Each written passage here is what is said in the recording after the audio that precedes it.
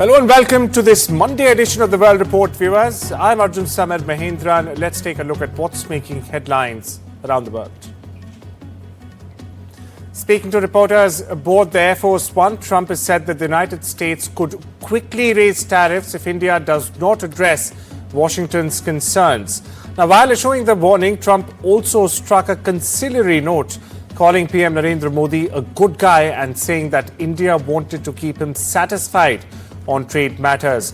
Now, Trump has underlined the US has already imposed tariffs of up to 50% on India. Now, these include penalties linked to Russian crude oil imports. The comments come as India-US trade faces pressure, with Indian exports to the US reportedly falling sharply in recent months amid higher tariffs. Listen in. Short term in Venezuela? Well, it depends, what you're talking. We have to do one thing in Venezuela, bring it back. Venezuela right now is a dead country. We have to bring it back, and we're going to have big investments by the oil companies to bring back the infrastructure. I believe that what he did with India is the chief reason India is now buying substantially less Russian oil. So I hope we pass this bill soon. And after this, they wanted to make me happy, basically. He wanted to. Modi's a very good man. Yes. He's a good guy. He knew I was not happy, and it was important to make me happy. They do trade, and we can raise tariffs on them very quickly, and it would be very bad for them. And asked who's in charge of Venezuela, US President Donald Trump answered, "Don't ask me. It's controversial. We're in charge." Now, Trump has doubled down after the US strike on Caracas, saying a US helicopter was hit but recovered with no casualties. He's further called Venezuela a, quote, dead country, unquote, blamed years of misrule and said US oil companies are ready to rebuild Venezuela's shattered infrastructure. Now, these remarks come as Trump issues big warnings threatening a second strike even on Venezuela, telling Mexico to get its act together and also warning neighboring Cuba may be close to collapse. Though he says the military action may not be needed. Now, this comes even as Secretary of State Marco Rubio insists the US will not run Venezuela day to day, stressing pressure through an oil quarantine and not occupation. 2 days into regime change, reactions remain split. Support from Israel and France, condemnation from the likes of China and Russia. Meanwhile, satellite images show strike damage at the Fort Tuna complex. Trump has warned interim leader Delcy Rodriguez. Vice President Vance calls Venezuela a cartel hub, while Venezuela's military backs Rodriguez, accusing Washington of civilian deaths. In charge of Venezuela right now. Have you spoken to the newly sworn-in president there, Rodriguez? And what are your thoughts on the entire situation? You said the U.S. would run Venezuela. We're dealing with the people. We're dealing with the people that just got sworn in. And don't ask me who's in charge, because I'll give you an answer and it'll be very controversial. What does that mean? It means we're in charge.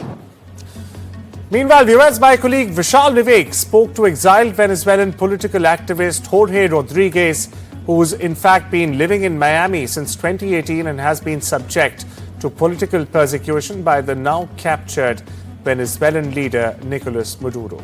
Listen in.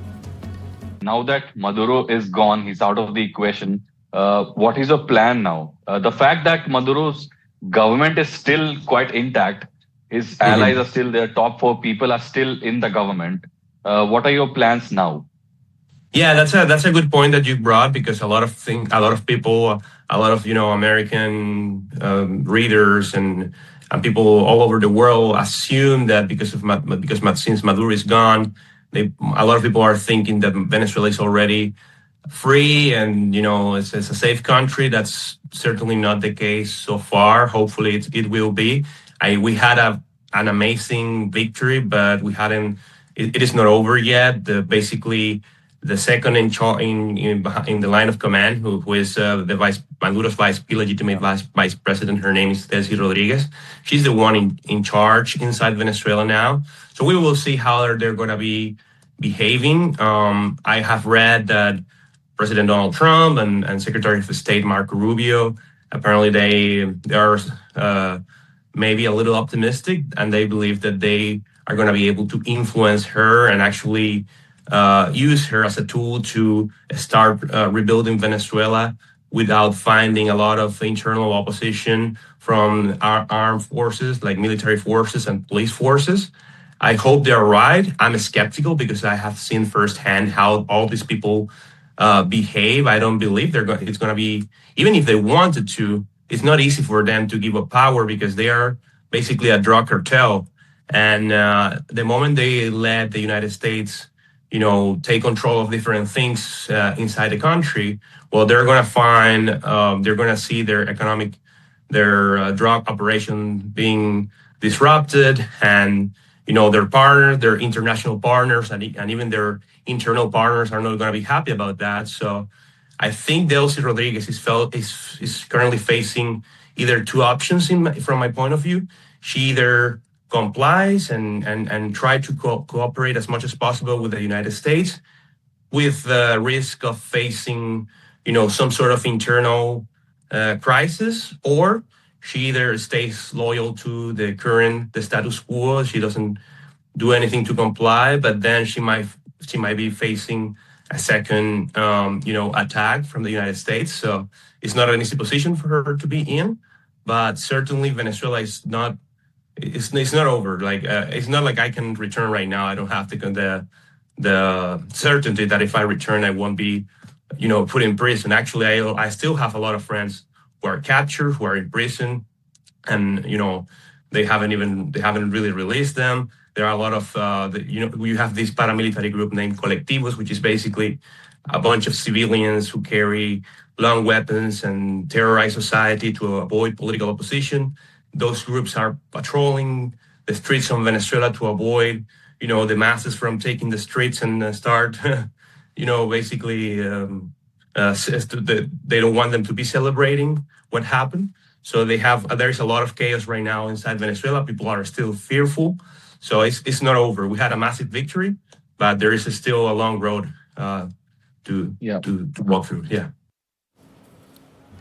Well, you heard the exiled political activist there, Jorge Cecilia, detailing what he intends to do now that Maduro has in fact been captured by US authorities.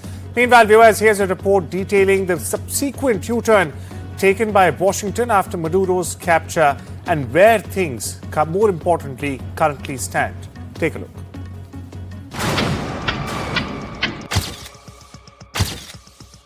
A special forces and intelligence operation that sent shockwaves across the globe.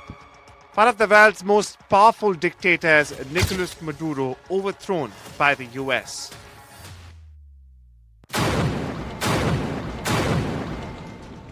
Less than 2 days after an unprecedented attack on their country, Venezuelan leaders remain defiant. Venezuela's Defense Minister Vladimir Pedrino has demanded the release of Maduro, arguing that he is still the rightful leader of the South American country. In a sharp U-turn, the US says it would not govern Venezuela day to day. US Secretary of State Marco Rubio says America is not at war with Venezuela, just 1 day after US forces struck key targets and detained Maduro and his wife. Pedrino paints a starkly different picture, claiming a large part of Maduro's security team was killed, along with what he calls innocent civilians during the US operation. On the other hand, the Venezuelan army backs interim President Delcy Rodriguez, a move that raises serious questions about who truly controls the country. President Donald Trump has issued a blunt warning, telling the Atlantic that Rodriguez will pay a big price if she does not do what is right. On the streets of Venezuela, fear and uncertainty dominate. Citizens worried about whether a peaceful transition of power is still possible. Meanwhile, Maduro and his wife are expected to appear in court on Monday. Even as Venezuela braces for what could be its most dangerous political crossroads yet. Vishal Vivek for NDTV World. Stay with the US viewers, where a young Indian woman reported missing in Maryland on the 2nd of January has been found dead. And cops say her former boyfriend is responsible.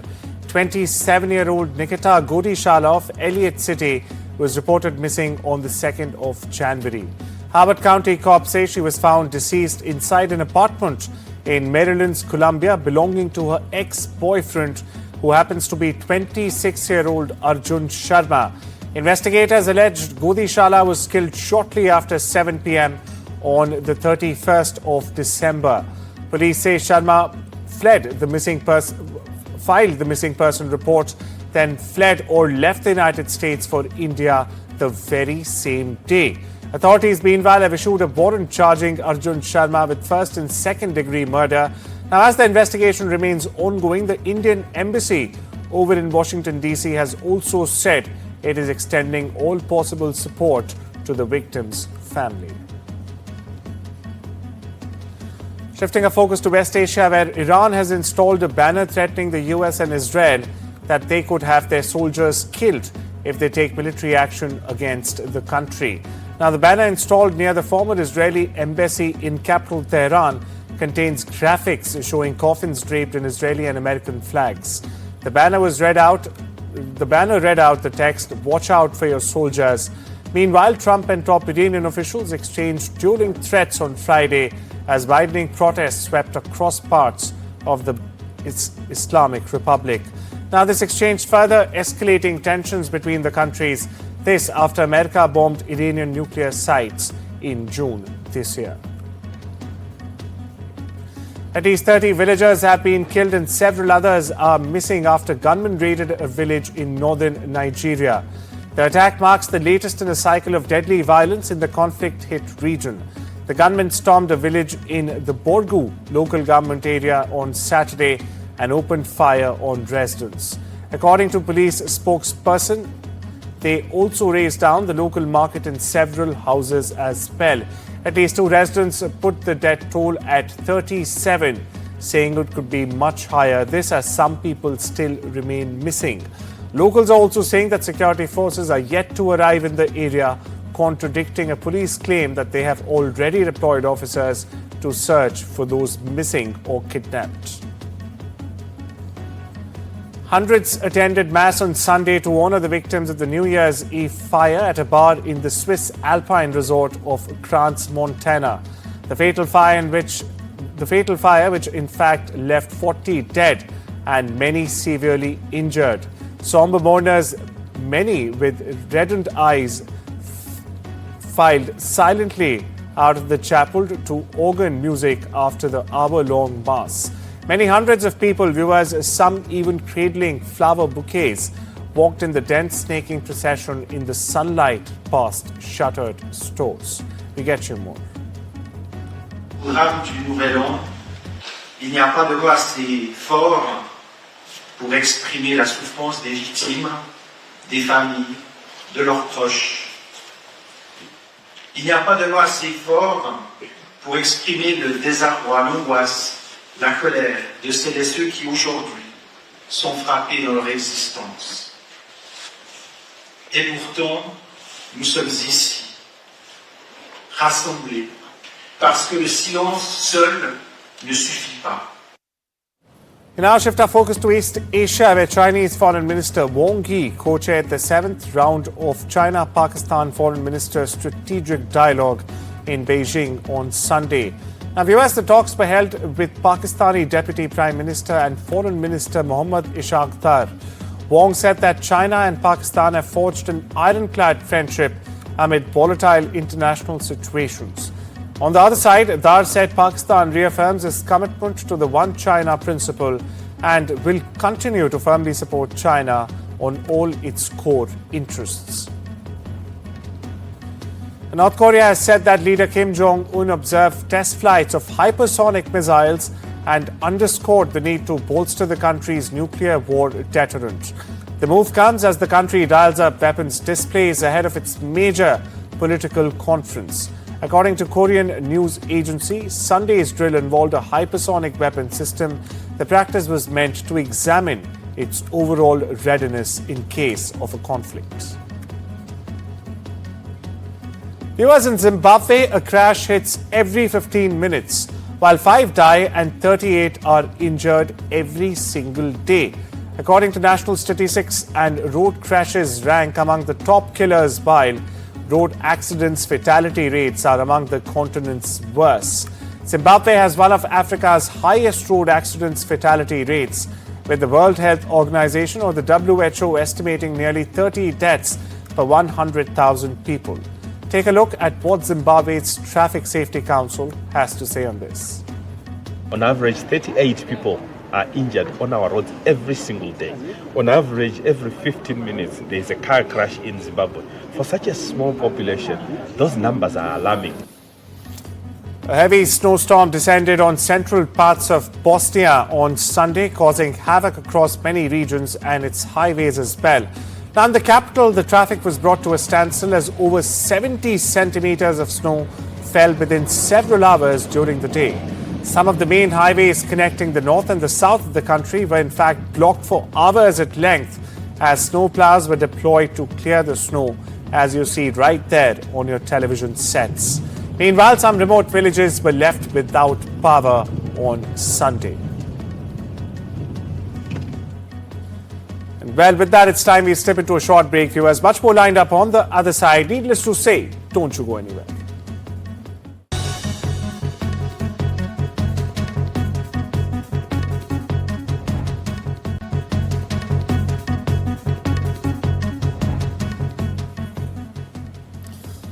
Welcome back, viewers. On to updates from the world of technology and business now, where Samsung Electronics plans to double the number of its mobile devices with AI features powered by Google's Gemini. Now, the move would give the US firm an edge over its rivals as the global race in AI heats up, or continues heating up, so to say. The South Korean company, which had in fact rolled out Gemini-backed AI features to about 400 million mobile products, plans to boost that figure to 800 million by 2026. The plan by the world's largest backer of Google's Android mobile platform is set to in fact give a major boost to its developer Google as well.